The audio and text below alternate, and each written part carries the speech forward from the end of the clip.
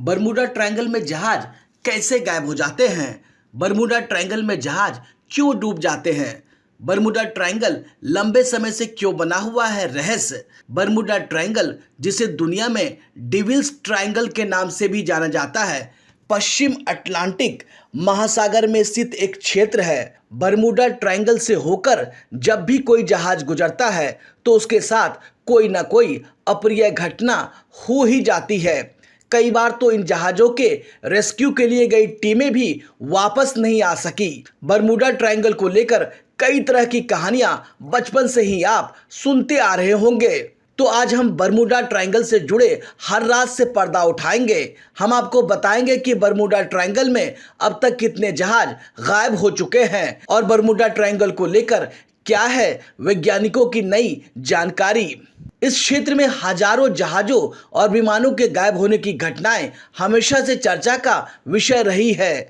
कहा जाता है कि इस इलाके में जाने के बाद कई तरह की अप्रिय घटना खुद ब खुद होने लगती है, जैसे कि जहाज का इंजन अपने आप काम करना बंद कर देता है, जहाज खुद पानी के अंदर धंसने लगता है, अगर कोई पानी में तैरना चाहे तो उसे तैरने में दिक्कत होती है। बरमूडा ट्रायंगल के बारे में पहली बार लोगों ने 20वीं शताब्दी के मध्य में जाना, जब इस क्षेत्र में कई रहस्यमय घटनाएं घटी।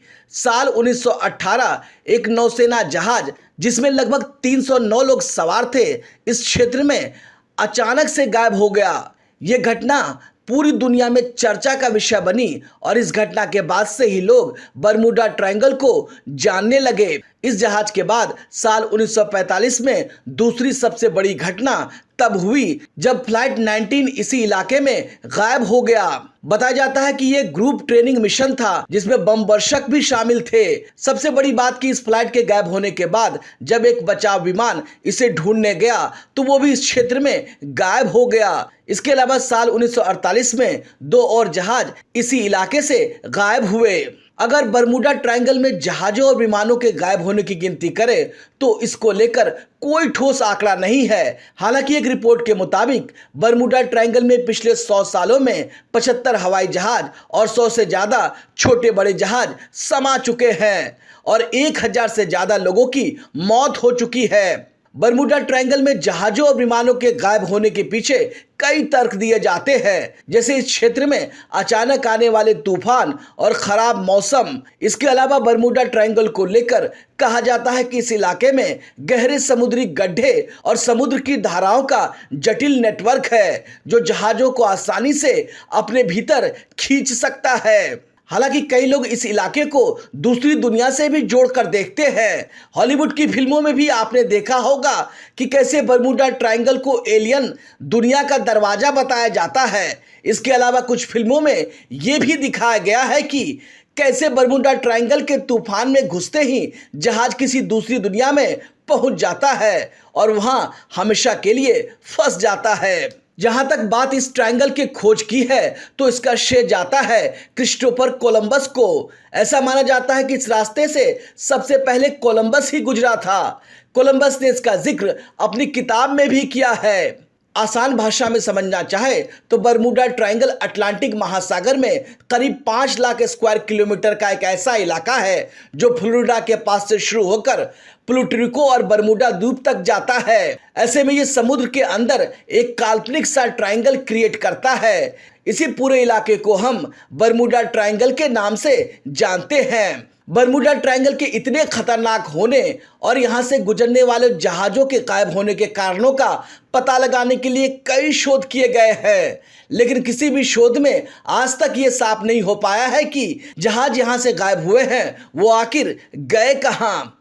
कुछ लोगों का कहना है कि पहले के मुकाबले अब बरमूडा ट्रायंगल में होने वाली घटनाओं की संख्या काफ़ी कम हुई है। इसकी एक वजह उन्नत तकनीक का इस्तेमाल भी है।